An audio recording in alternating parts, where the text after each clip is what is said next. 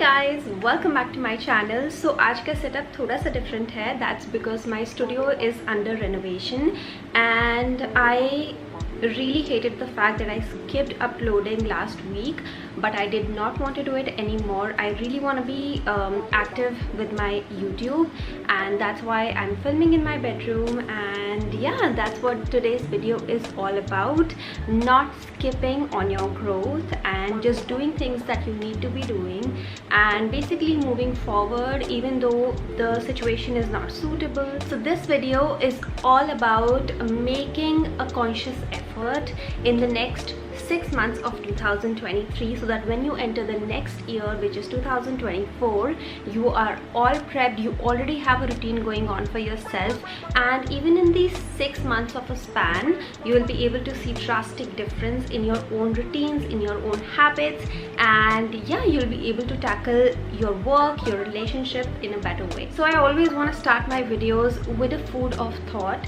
So when it comes to, you know, making a change and changing your pattern, doing something that is different from your daily routine, I feel like it's very important that you know why you're doing so. So for me, it boils down to the fact that I have not seen growth recently, and that's what I want to aim for. My 6 months process in this whole year is going to be to see growth. That's what I'm aiming for. So you have to find a reason why you're doing the things that you're trying to do. So basically, if you're changing your routine, if you are doing things to change something that you're already doing, it's going to be a little bit uncomfortable. And if you have a good why for it, like maybe you're stuck in a routine and you want to break out of it, that is also a very valid reason to make changes in your life. Now this video is just going to be a start of what you can add to your daily routine to make a few changes that will pile up to actually be like gigantic changes in your life. I am all about organizing your life, so I believe you need to have all your ducks in a row. You should know where you're going, you should know what you're trying to do, and everything that is mapped out, it's always easier to achieve. Now, sharing my personal story, I feel like I've never been a morning person. I have never had a rigid schedule as to what to do and what not to do. So I feel like I had to create something like that for myself, and especially in a field like mine where you have to work for yourself. You basically have to create all your routines, make all the lists. Nobody is sitting on your head to actually tell you कि क्या करना है और क्या नहीं करना है. So it's important to take some sort of responsibility for your own work and do it on your own. So I feel like I can teach you a thing or two about it. Let's start with the most basic thing, that is getting up in the morning. Now I'm not the type of person who will give you like a 9 list kind of a morning routine. I'm going to tell you things that will cater to your busy schedule. So I, being a mom, I know how tough it is to actually squeeze out time for myself and the things that I want to do. So my baby gets up around 7 to 8 is his frame where he gets up. So I believe in getting up 1 hour early, sort out your head. Now that 1 hour is yours and yours alone. You can do anything in that. Now starting off with something like this, you do not need to meditate in the morning. You do not need to work out in the morning. I feel like taking step-by-step procedures towards things make it more easier rather than you doing a list of 9-10 things and not doing it on the 3rd day. So the first change that we're gonna make is in our morning routine, which is to wake up 1 hour earlier. That 1 hour you can use according to yourself. So all the things that you think you're lagging behind, for example, if you don't have time to do skincare like I did not, I mean, as soon as my baby wakes up till the time he goes to sleep, it's a whole hustle that we have to do as mothers. So if you do not get time like me, take that 1 hour to yourself, do your skincare, wake up, splash water, put on some cream. Even if you want to put on a mask, you can do that. Go to the kitchen, cook a good breakfast for yourself, have that. That 1 hour is for you and you only. That self of priority that you give yourself is something that I think we should all do first thing in a day. And not to mention, it just starts your day off to such a good start. Like if you're getting up cranky and you know that you don't have time to do anything and you have to take care of every other thing, maybe you're working, you just have to rush to office, you have a baby to take care of, or you have household chores.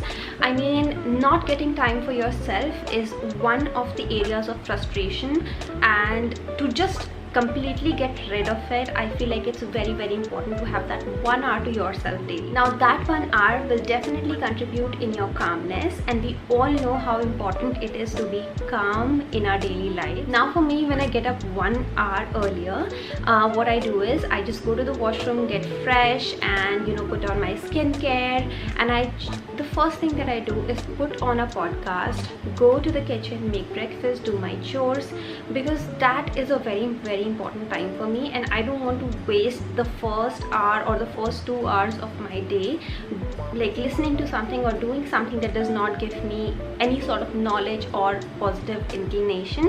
So that's what I do, and that is a very good practice if you want to take on. Your mornings are very important. What you feed in your brain in the morning does wonders. And something I would like to add is I see people all around me who are very stressed, and rightly so. Like life does throw really bad situations at you, but even if you want to sit still for that 1 hour, you totally can. You do not need to interact with anybody, you do not need to do anything that makes you uncomfortable, you do not need to talk to anybody. You can just sit in silence, and you can journal if you're going through something, you can listen to good things if you're going through something. And yeah, that's what that 1 hour in the morning is all about. It's the primal way to self-care. The second habit that I think we should all inculcate is screen timing. So I have this timer on my phone which comes inbuilt in iPhone. I do not know about Androids, but I have this phone timer. So basically it locks all my apps. If I'm using it for more than 15 minutes, it automatically locks them, and it does show you an option if you wanna surpass that and anyway use it, you can. But I feel like it's just a sort of click to your brain, because whenever you're scrolling through social media, you are spending time on your phone, you do not like, the concept of time is totally lost when you are on your phone. So that totally helps with that. When there is like a 15-minute span and you are done. Now if you want to clock off, you totally can. That's what I do. I feel like so much time and energy and peace of mind is acquired by social media. Everything that we watch acquires space in our minds, so it's very important to actually restrain it, and locking your screen time is the best way to do that. The differences that you will notice after having this habit are amazing. I mean, you will realize that you are less zoned out, you will realize that you are more present in the actual time, in the actual life that you're living, and you will also realize that your mind is less cluttered. So now as a generation, we're already aware that whatever we are listening to is going inside our head, it's forming our subconscious, and whatever you're listening to will form your perception towards your life. So why not listen to something good? Why not listen to something that will lead you forward? Why not listen to something that will help you towards achieving your dreams?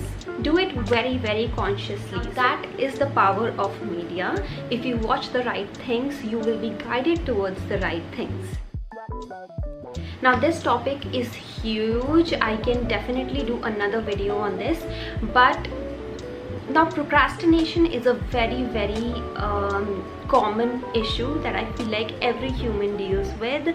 Not doing the work that you need to do. There has been a research which shows that procrastination actually results because you have an anxiety about the thing that you want to do. So anything that you want to do has a feeling attached to it, and it's the feeling because of which you're not able to do. Maybe so now that you understand that it's not the work in itself that you don't want to do, it's the feeling attached to it that you have to deal with. So if you're feeling guilty about doing certain thing and you're not able to do it, maybe tackle the guilt that is attached to that work. If you feel like there is a fear of failure, that you fear that you are going to fail at something, you have to tackle the feeling and not the work itself. Now personally, I want to give you my example. There was a lot of time I have wasted away in the fear of judgment, honestly. Like, inherently I was a people pleaser from the time I was a child, and I feel like I always feel like I'm getting judged. I feel like people are speaking about me.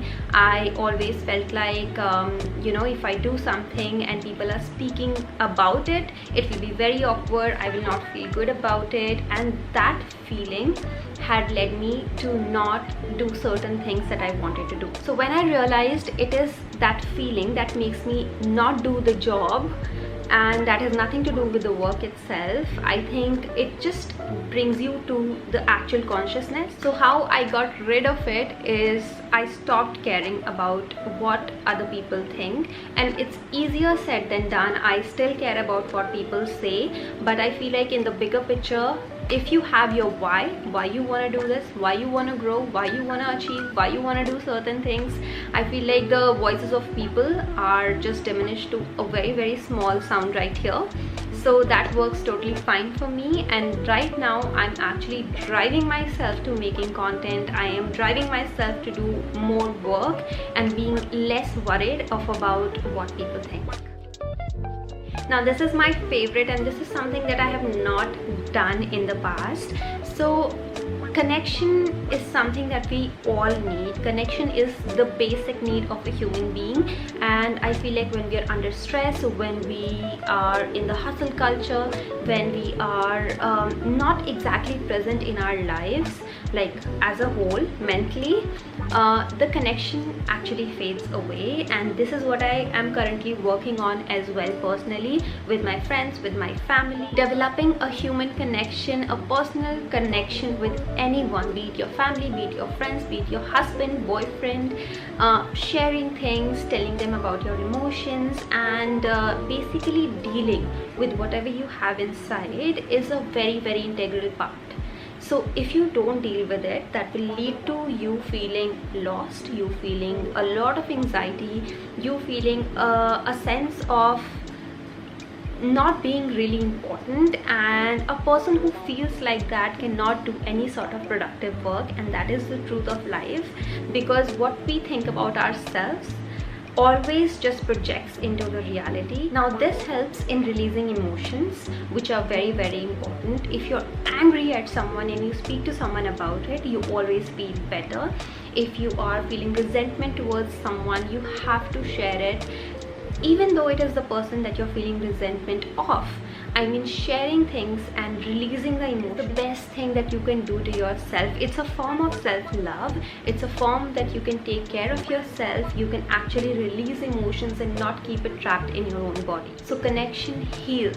Make sure that you're speaking to someone if you're troubled. Make sure that you're speaking to someone even if you don't have anyone to speak to, because I do know certain people who are not comfortable speaking to their family or their friends, or maybe you don't have people around you who can speak to you in the manner that you need to be spoken by. You can always take help. There is a lot of option online. There are people who are looking for people to speak to. There are Facebook groups, there are websites that you can go to, and if nothing works, my friend, you can always journal. I always used to journal when I was in school, and I felt all sorted. I used to love journaling, and then when I grew up, I actually kind of lost touch with it. And from the past year, I've been journaling, and I felt like a part of me actually came forth, because nothing that I journal about, I actually don't think about that stuff. It only comes out when I journal. So generally what I'm thinking about is all the surface stuff, what is going on around me. But when I journal and I write about a certain topic, my thoughts just start to flow. So it's another way to actually, release your emotions and get rid of whatever negative feelings that you're feeling.